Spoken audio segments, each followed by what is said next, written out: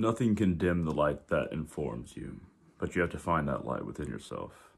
It's just at the heart of your consciousness, the Atman, the heart and the center of your consciousness. And we often think that what we're thinking mentally, our mind, is our consciousness. That's kind of just the surface. The average conscious mind at any given moment, it's like a buildup of impressions that we have of the world, formations of habits of thinking, and reactions to our senses that are once again formed over time. A line of reactions, even internally, will form a habit, and we fall into that rut, and we keep on falling into that same rut again and again and again.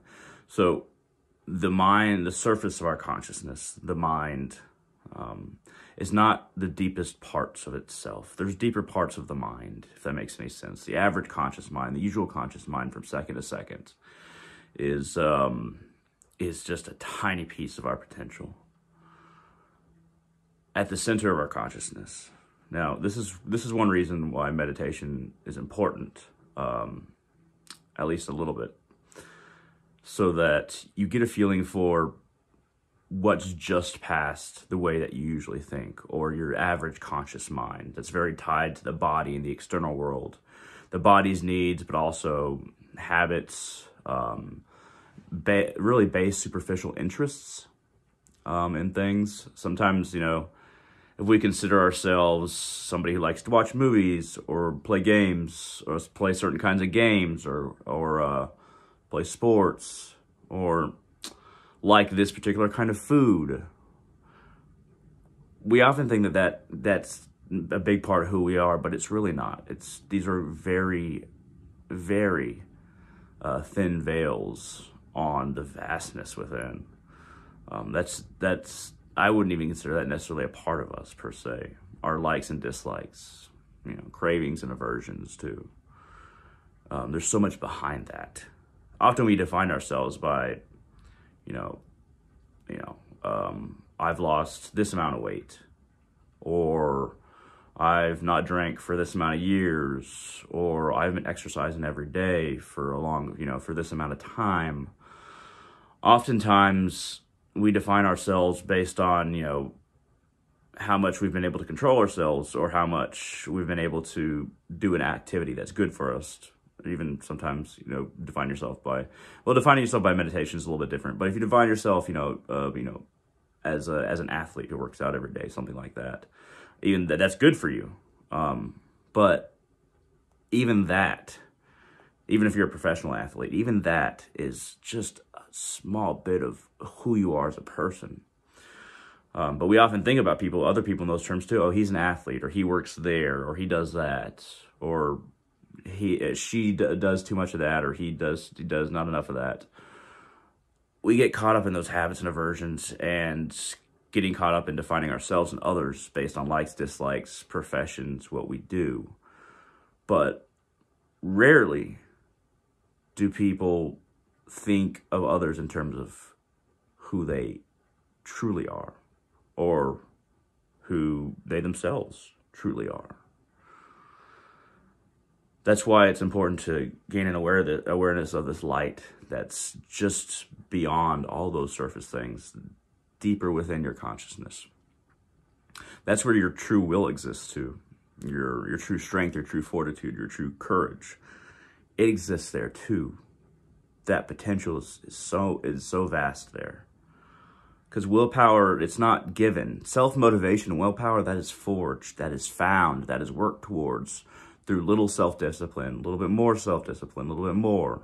It's worked towards, it's not given. Self-motivation, willpower is something that you make and you find within. When I say make, it's really you're finding your true potential within. And we all have that potential to great amounts of motivation and willpower. And then that's that inner light that's informing you when you find that within yourself, when you find that capability within yourself. It's that inner light you're starting to see it a little bit, and you start going towards it. A master or a guru or a Gurudev, guru means somebody who dispels the darkness of ignorance. Gurudev, Dev means divine, so divine dispeller of ignorance. Gurudev is often used. in Eastern traditions and Hinduism and among swamis and things like that. Gurus and Gurudevs and people that help you, teachers, they can only tell you or show you the way. They can't do it for you. Anybody who says they can do something for you, or you pay them this amount of money and then they do the practices for you, they do the rituals for you, it's either not as powerful as they're saying, or they're just taking you for a sucker.